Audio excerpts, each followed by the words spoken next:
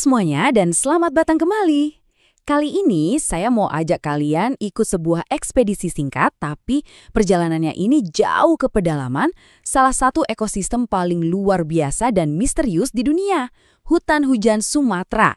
Jadi siap-siap ya, karena apa yang ditemukan di sana, wah itu benar-benar di luar dugaan kita semua. Dengerin ya, ada banyak banget loh kisah dan legenda tentang hutan Sumatera. Ini bukan sekedar hutan biasa.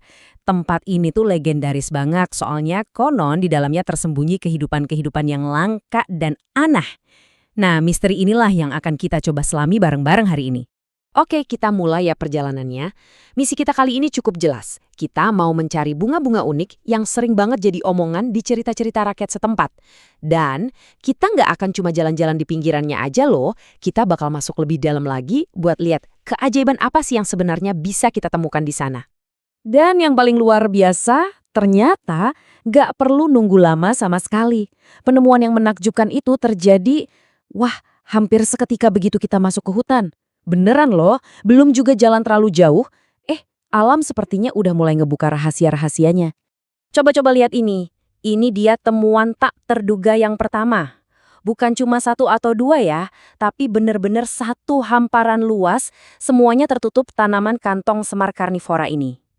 Buat yang belum tahu, tanaman ini tuh menjebak serangga buat dapetin nutrisi.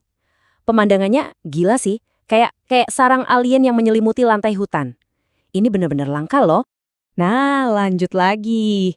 Pas lagi jalan di dekat sungai, nemu ini. Namanya anggrek permata atau jewel orchid. Sumpah, ini indah dan langka banget. Lihat deh pola di daunnya, itu unik banget. Sesuatu yang kalau kalian udah lihat sekali, kayaknya nggak bakal bisa lupa deh. Deskripsi ini puitis banget ya, tapi juga tepat sasaran. Urat-urat emasnya itu emang menyebar di atas daun yang gelap, jadi kelihatannya tuh persis kayak kilatan petir keemasan yang membeku dalam waktu.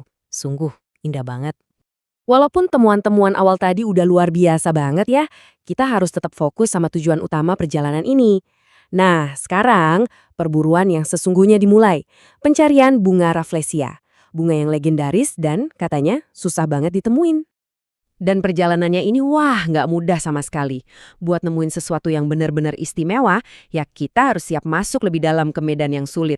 Perjalanannya ini ngelewatin sungai, terus naik turun perbukitan yang curam, tapi semua usaha yang dikeluarin itu benar-benar sepadan sama hasilnya.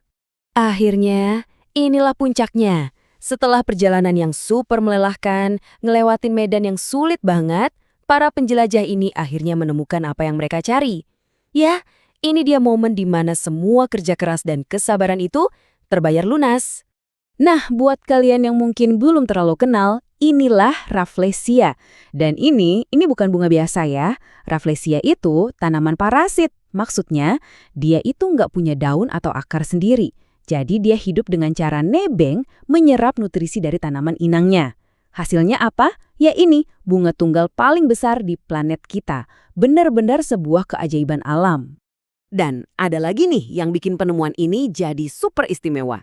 Ternyata mereka nggak cuma nemuin satu bunga aja, tapi bisa ngelihat langsung 2 tahap siklus hidupnya yang panjang. Di satu sisi ada kuncup yang masih tertutup rapat-rapat. Nah, di sisi lain ada bunga yang udah dalam proses mekar. Keren banget kan?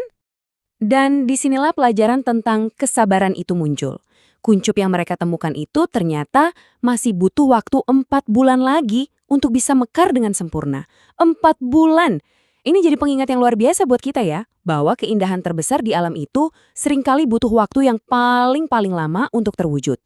Jadi, apa sih yang bisa kita ambil dari perjalanan singkat tapi penuh makna ini? Pertama, jelas ya, hutan Sumatera itu adalah gudangnya harta karun kehidupan langka. Kedua, penemuan sejati itu butuh usaha dan ketekunan, nggak ada yang instan. Dan yang terpenting, alam itu bekerja dengan lini masa megahnya sendiri. Kita nggak bisa maksa. Nah, semua ini akhirnya membawa kita ke satu pertanyaan besar. Kalau dalam satu perjalanan singkat aja kita bisa menemukan begitu banyak keajaiban, coba deh bayangkan, rahasia apa lagi yang masih tersembunyi di sudut-sudut liar planet kita yang masih nunggu buat ditemukan. Kira-kira apa lagi ya yang ada di luar sana?